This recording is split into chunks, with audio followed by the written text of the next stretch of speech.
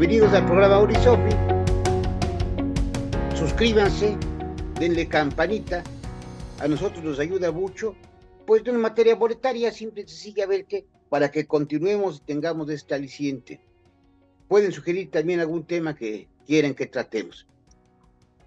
Continuaremos ahora con la doctora Raquel Sandra Contreras López, doctora en Derecho, que en otros programas nos ha venido acompañando referente pues a la materia que conoce muy bien, que es Derecho Civil, y de la que también es catedrática y tiene diversa obra.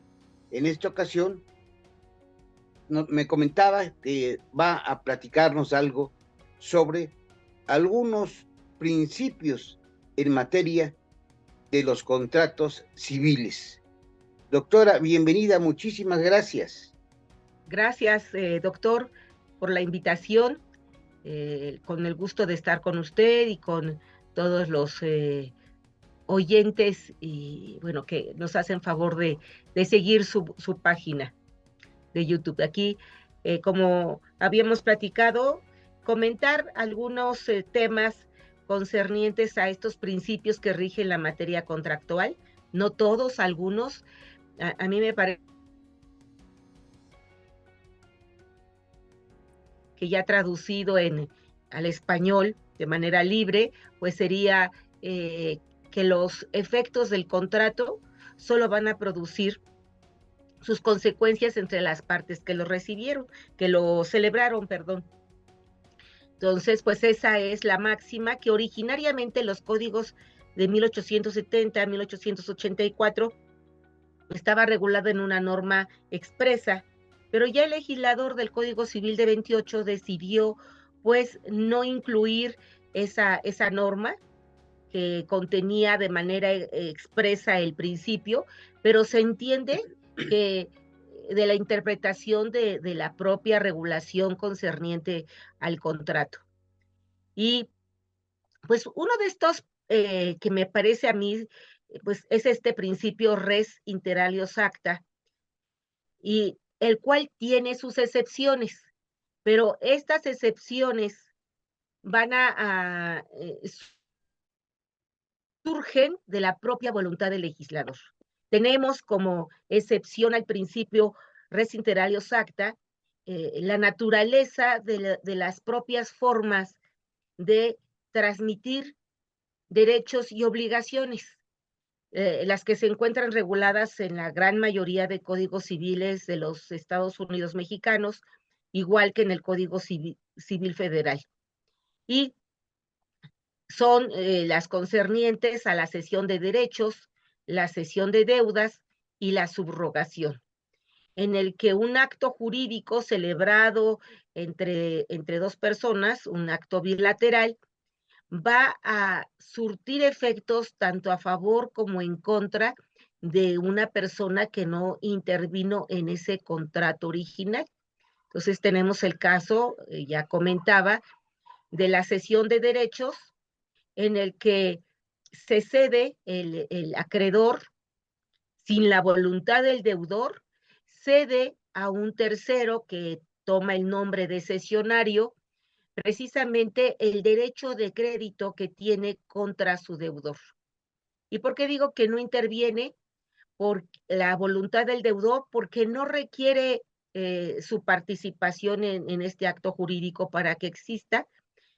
Sin embargo, es suficiente que el cesionario, el tercero cesionario, notifique precisamente ese acto jurídico que ha celebrado con el acreedor en su calidad de cesionario, se lo notifique de manera fehaciente al deudor, para que éste, en el momento en que se ha notificado de manera fehaciente en los términos del artículo 2080 de los Códigos Civiles Federal y Local de la Ciudad de México, que es el equivalente en el resto de los códigos de las entidades federativas, pues tiene dos posibilidades. Eh, aceptar darse por notificado y no oponerse a esa cesión de derechos, Por lo tanto, pues a partir de ese momento le surtirá los efectos correspondientes. O bien, en la notificación que se le haga, oponerse a la cesión de derechos. Y esta oposición va a tener como consecuencia que en el momento en que sea exigible el cobro de esa obligación a su cargo, él pueda oponer las excepciones que haya podido oponerle a su acreedor original, inclusive las personales que haya tenido con relación al propio acreedor original, como vendría a ser la compensación, así como también hacer valer las, eh, las garantías, las garantías que en un momento dado haya podido pactar para garantizar el cumplimiento de la obligación. Entonces son esos dos aspectos principales cuando él se ha opuesto en el momento de la notificación. Entonces ahí vemos cómo este acto jurídico celebrado originariamente entre dos personas le va a surtir efectos a una tercera que toma o cobra el nombre de cesionario. Y al deudor, en la cesión de derechos entre cedente y cesionario, le va a parar perjuicio a él cuando sea notificado de manera fehaciente. Eh, en el caso de la cesión de deuda, el acuerdo de voluntades entre el deudor y un tercero que lo va a sustituir en esa calidad de deudor, sí requiere ser notificado o ratificado, además de le pueden dar un plazo, ellos dos en hacerlo del conocimiento del acreedor, darle un plazo para que ratifique el acuerdo previo que ellos han hecho para que ese tercero sustituya al deudor original. En ese caso, el acreedor debe ratificar ese acuerdo. Lo puede hacer de manera expresa, de manera tácita, pero deberá ratificar. Si no ratifica, entonces ese acuerdo entre deudor y el tercero, pues no se perfeccionará, porque requiere, considero que esta ratificación del acreedor viene a ser una forma solemne que puede ser expresa, inclusive tácita, algo muy peculiar, pero ¿por qué considero que es solemne? Porque sin esa ratificación, ese acuerdo no se perfecciona como tal. Y otra de las formas, pues es la subrogación, en el que un tercero con interés jurídico va y le paga al acreedor. Y por ese hecho, ipso iure, en los términos de las hipótesis contenidas en el 2058, se va a sustituir en la persona del acreedor, en un acto jurídico en el que no intervino a través de ese pago, hecho en su calidad de tercero con interés jurídico. Y la otra hipótesis que tiene contemplada es en el 2059, en el que un tercero le presta al deudor para que con la prestación que le ha dado, le pague, el monto de esa prestación le pague a su acreedor.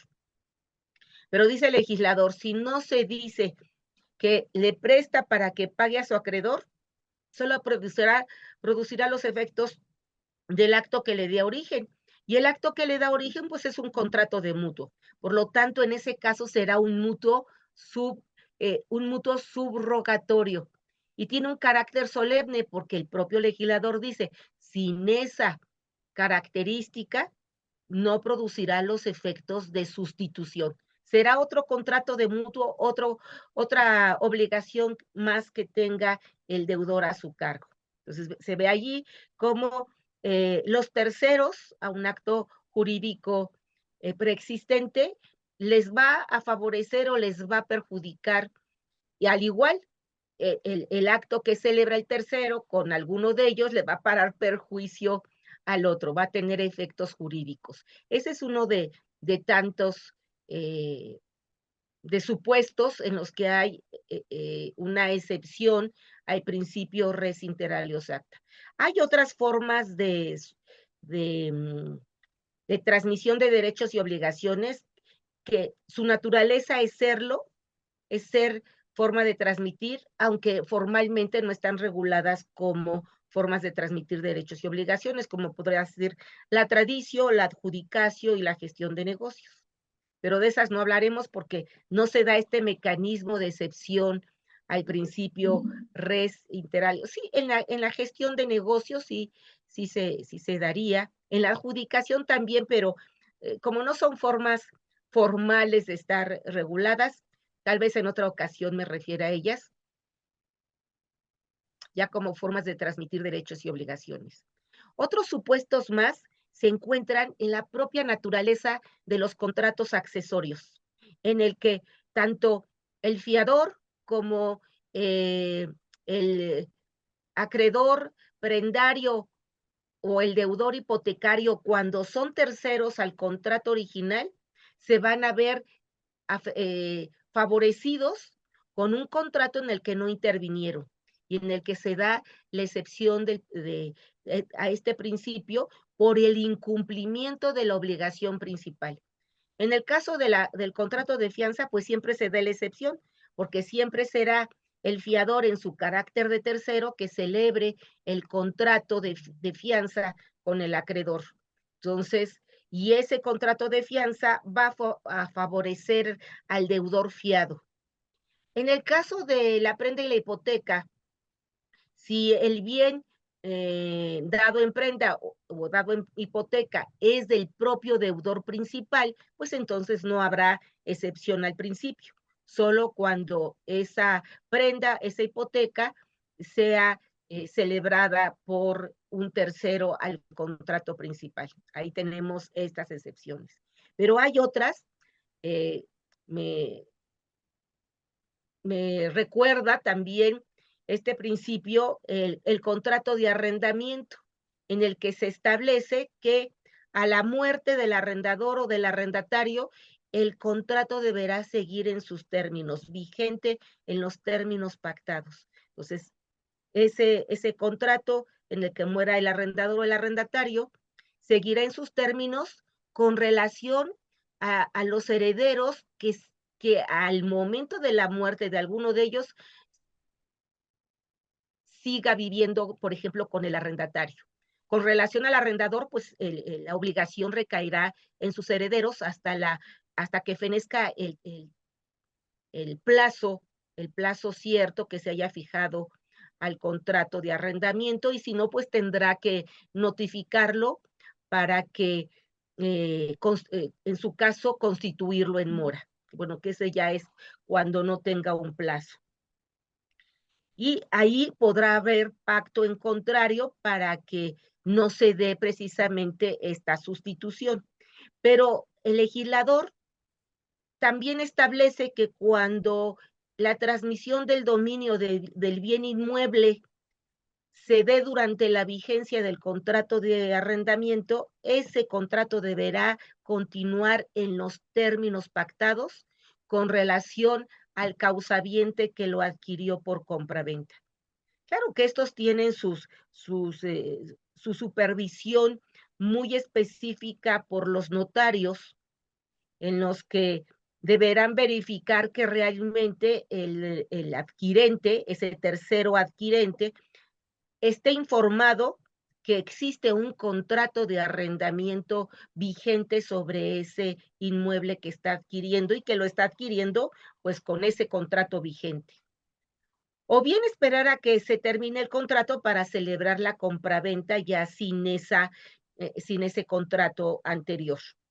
En caso de que no se le notifique, no se le haga saber a ese, eh, particularmente al arrendatario, para que haga uso del derecho de preferencia por el tanto, entonces el legislador estableció en el artículo 2448J en materia de arrendamiento de finca urbana con destino habitacional, que procederá a favor de ese arrendatario que haga uso del derecho por el tanto, de ese derecho de opción, pues una acción de retracto, inclusive se tiene prevista la nulidad del contrato de compraventa que se haya celebrado con ese tercero, inclusive la nulidad de la inscripción en el registro público si hubiera llegado a tales consecuencias, y una indemnización de cuando menos 6 meses del importe de lo que sería un año de renta. Pues vemos ahí que también esa pues es una pues es una seguridad para el arrendatario, para cuando el arrendador durante la vigencia del contrato transmite la propiedad de ese inmueble. Pero esto también va a suceder de alguna manera también a favor de quien es tercero al contrato de arrendamiento, en el caso de que el arrendatario durante la vigencia del contrato se divorcie de su cónyuge. En ese caso, si la cónyuge es la que no celebró el contrato, pero y además quien se va a quedar con la custodia de los menores descendientes, entonces se considera que ese contrato va a seguir en los términos pactados a favor de ese cónyuge que se va a quedar en ese domicilio con la custodia de los menores descendientes. Pues ahí vemos que pues sí, es la cónyuge, es parte en el convenio de matrimonio, pero no parte en el contrato de arrendamiento, y cómo le favorece en un momento dado a través de ese ser una excepción al principio res inter alios acta.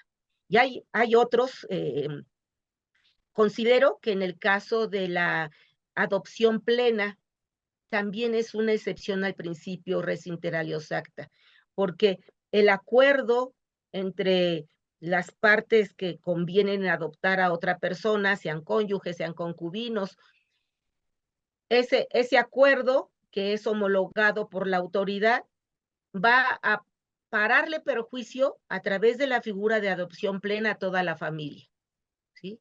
Sin haber intervenido en ese acuerdo para adoptar a una persona extraña a la familia consanguínea, les va a parar perjuicio. En caso de que los adoptantes se hicieran incapaces física o jurídicamente, inclusive murieran, los responsables en la satisfacción de los alimentos serán pues los parientes más cercanos. Al igual, esa persona adoptada se le presumirá como si fuera pariente consanguíneo, por lo tanto tendrá derecho a heredar en en el mismo grado y línea que le podría corresponder a un descendiente consanguíneo. Pues ahí tenemos varios ejemplos de esta excepción al principio res inter alios acta.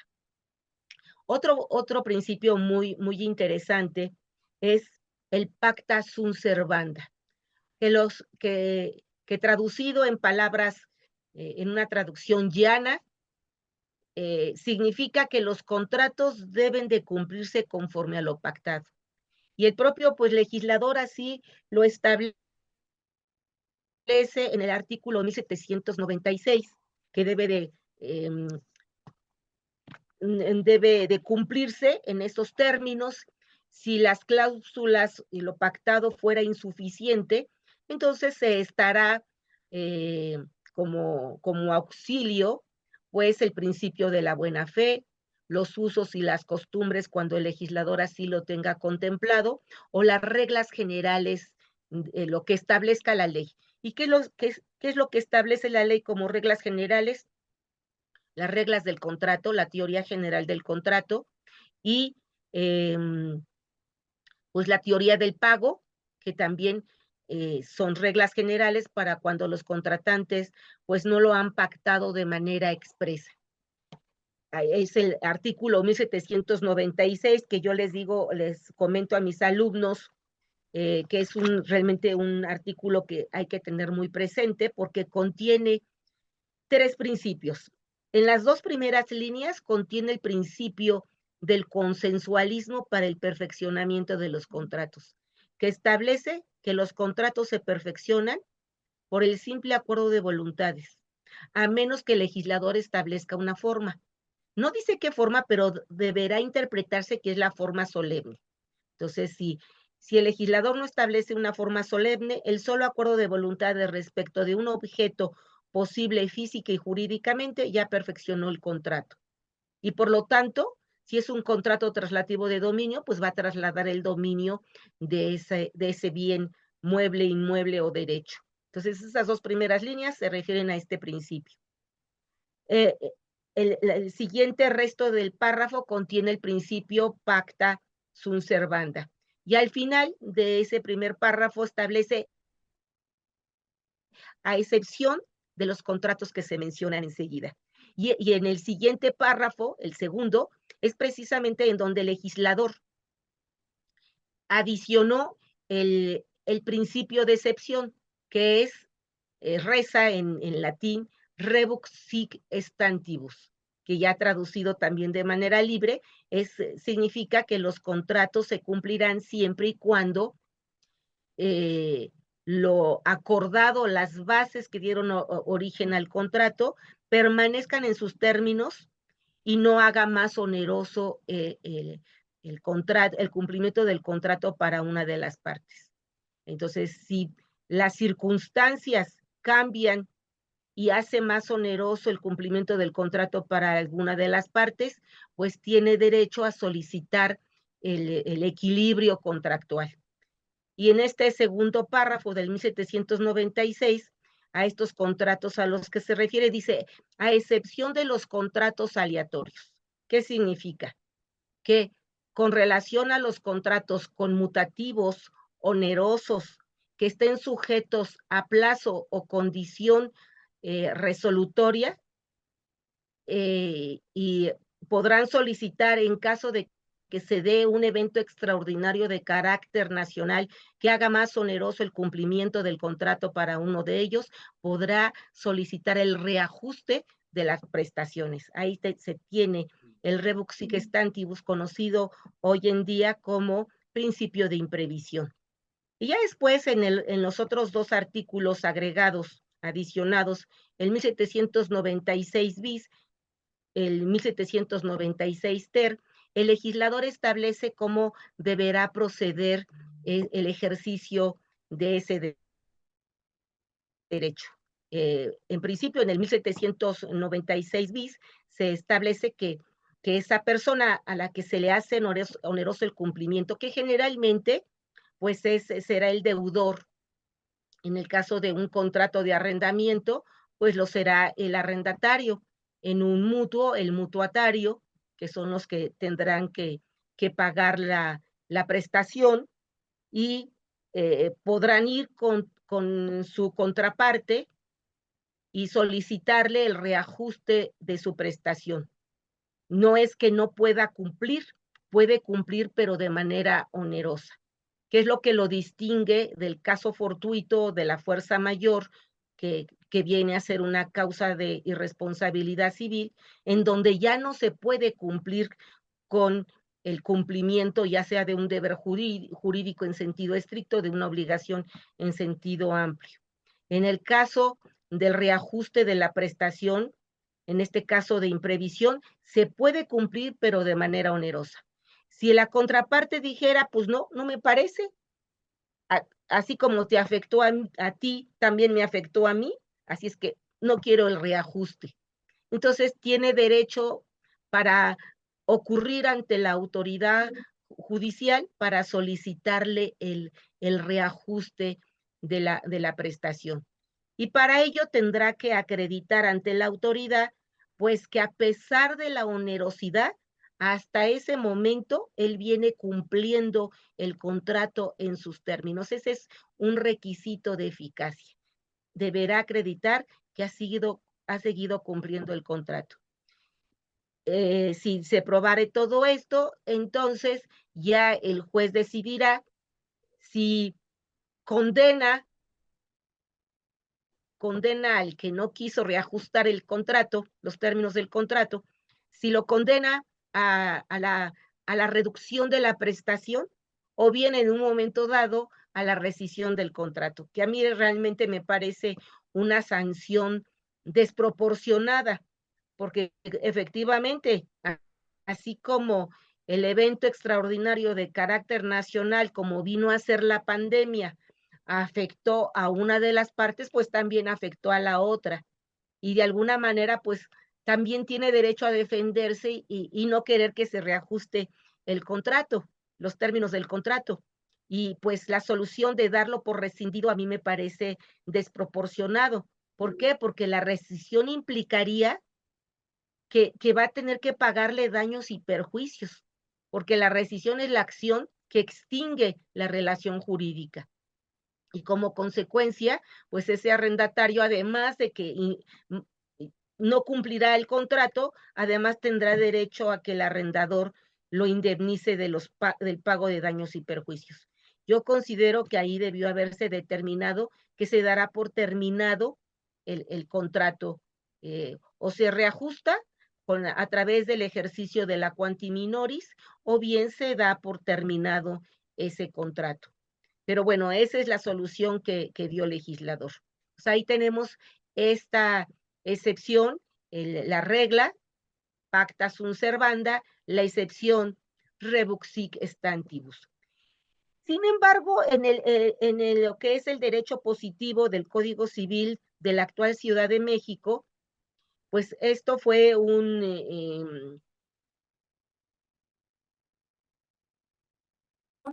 déjenme aquí darle el dato. Déjenme ver. Esta fue reforma publicada en la Gaceta Oficial del entonces Distrito Federal el 22 de enero del 2010.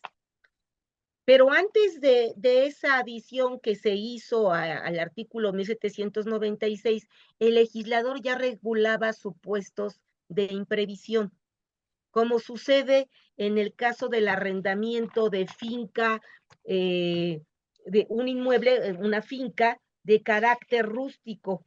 Y entonces el legislador en el artículo 2455, déjenme aquí, 2455 establece, capítulo quinto del arrendamiento de fincas rústicas. El arrendatario no tendrá derecho a la rebaja de la renta por esterilidad de la tierra arrendada o pérdida de frutos provenientes de casos fortuitos ordinarios, pero sí en caso de pérdida de más de la mitad de los frutos por casos fortuitos extraordinarios.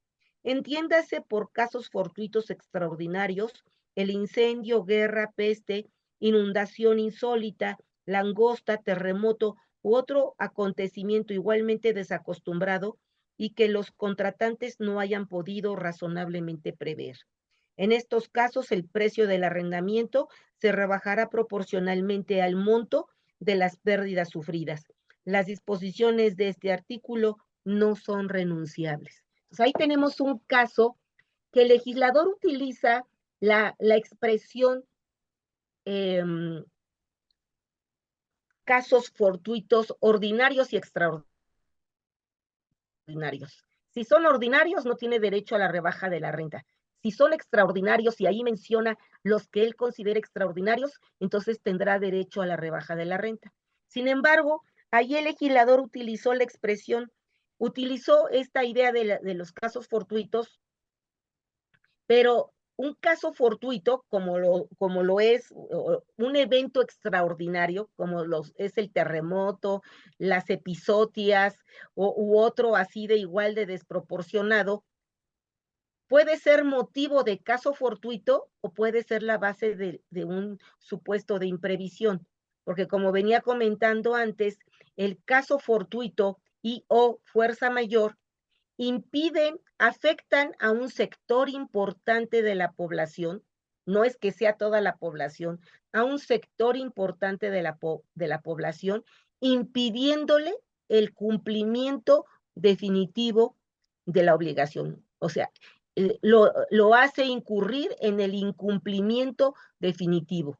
No es que pueda cumplir de manera onerosa, es que se le hace imposible cumplir ya sea con un deber jurídico en sentido estricto, una obligación en sentido amplio, como podría ser una obligación convencional surgida de un acuerdo de voluntades, de una declaración unilateral de voluntad, inclusive de una obligación indemnizatoria que ya tenga a su cargo, o de un deber, por ejemplo, de dar alimentos, de cumplir con la prestación a la que se haya obligado o a la que esté constreñido el administrador de bienes ajenos. Entonces, en ese caso, el caso fortuito impide de manera definitiva que se pueda cumplir con el contrato y que afecte a un sector importante de la población, que ese evento extraordinario no se haya podido prever y pudiéndose prever no se haya podido evitar. Y en casos muy excepcionales podrá afectar a una persona que tenga ciertas características muy particulares. Y en el caso de este supuesto mencionado en el 2455, se puede cumplir, pero se puede cumplir de manera onerosa, por lo que el legislador establece una rebaja en el pago de la renta o en la entrega de los frutos.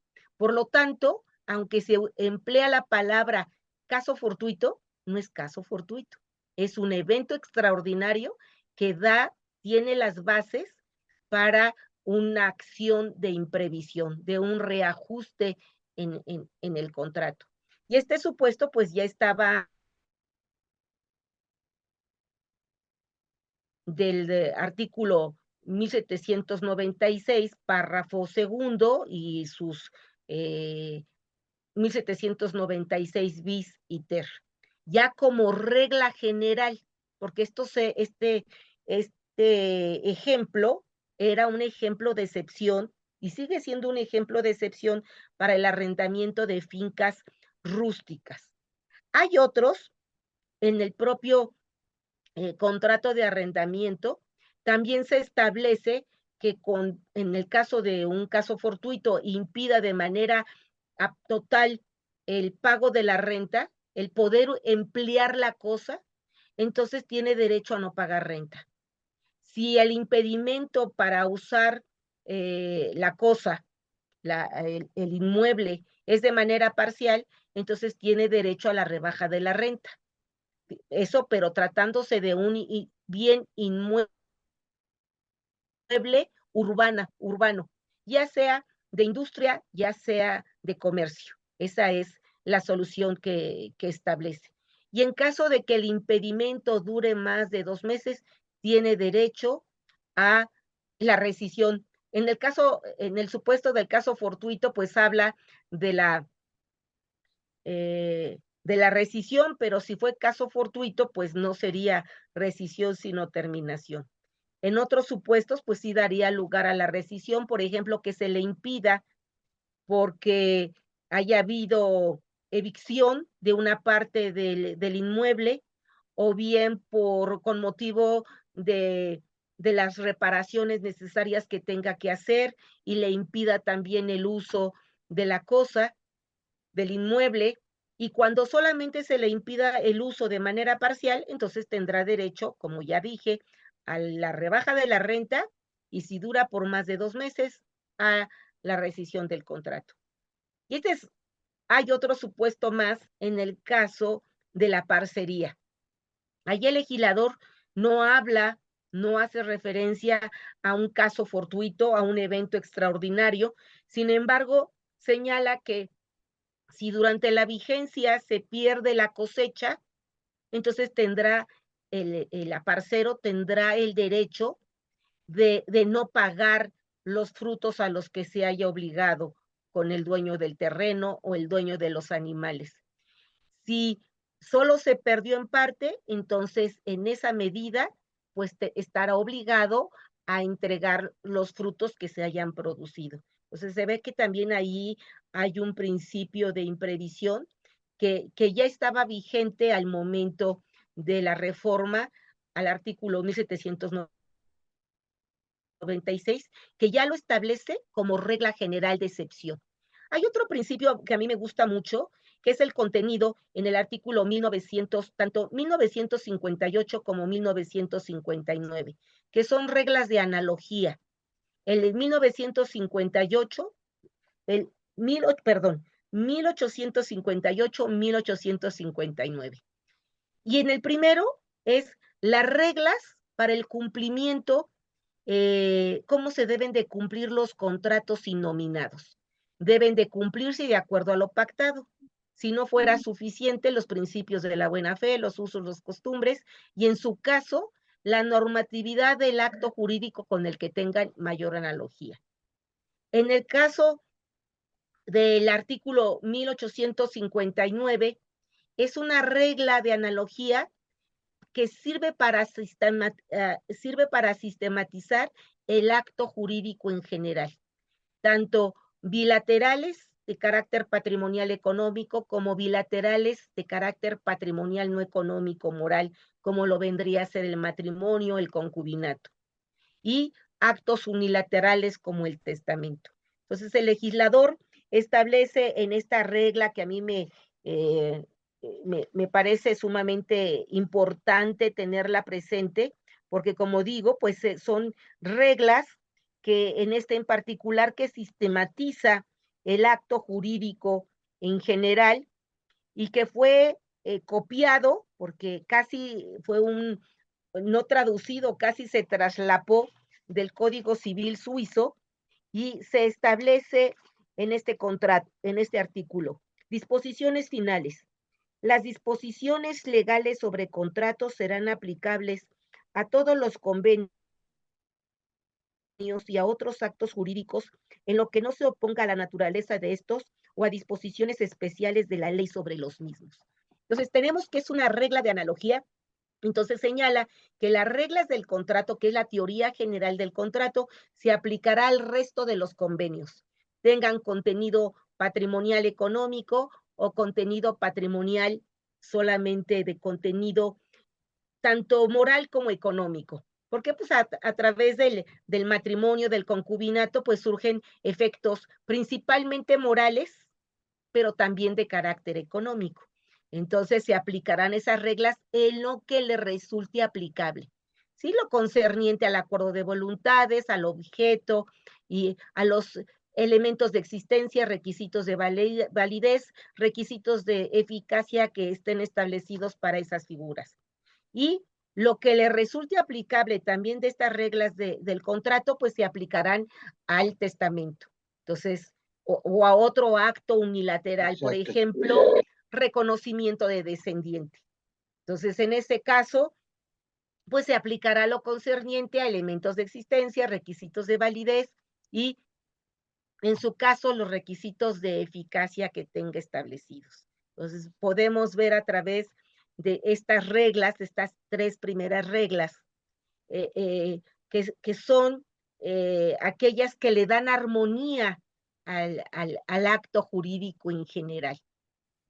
Y bueno, doctor, como venía yo comentando con relación a estos principios, otro de ellos es cómo deben de interpretarse los contratos. Y en el Código Civil, pues hay unas reglas que se encuentran allí precisamente, no solamente para interpretar los contratos, sino para interpretar en un momento dado cualquier, cualquier ordenamiento, porque son reglas de interpretación. Y vea ustedes, nuestro público gentil que nos escucha, está en el capítulo de interpretación del artículo 1851 al 1857. Y en el 1851 se establece, si los términos de un contrato son claros y no dejan duda sobre la intención de los contratantes, se estará al sentido literal de sus cláusulas. Si las palabras parecieran contrarias a la intención evidente de los contratantes, prevalecerá esta sobre aquellas. Esto es, prevalecerá lo dicho sobre las palabras, lo acordado, aunque no coincida con lo escrito. En este se sigue el sistema interpretativo de la autonomía de la voluntad y en casos excepcionales, pues el de la voluntad externa o declarada. Entonces, de acuerdo al segundo párrafo en materia de interpretación, hay que estar al estado literal de lo que se dijo, a menos que el legislador pues establezca la necesidad de que la voluntad siempre sea expresa. Entonces tenemos como ejemplo en el caso de la renuncia de derechos, como la renuncia expresa que se debe de hacer con relación a recibir el saneamiento por evicción, vicios ocultos, en el caso de que se esté celebrando un acto para favorecer a un tercero, como en el caso de la estipulación a favor de tercero. En los actos tanto unilaterales como bilaterales solemnes, también deberá ser expreso esa voluntad.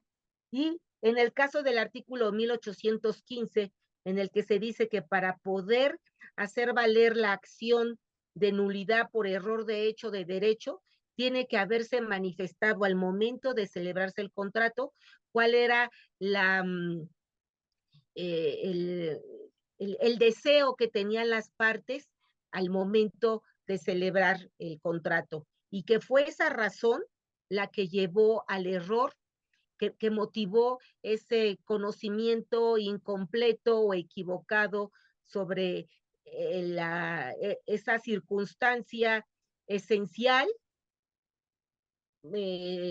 natural o inclusive accidental relacionado al contrato. Dependiendo del alcance del error, pues será la sanción que el propio legislador establezca, la nulidad, la inexistencia o nulidad absoluta. Entonces ahí tenemos estas 4 excepciones a la regla de interpretación, que es la de la autonomía de la voluntad, y la excepción, que es la de la voluntad expresa o declarada.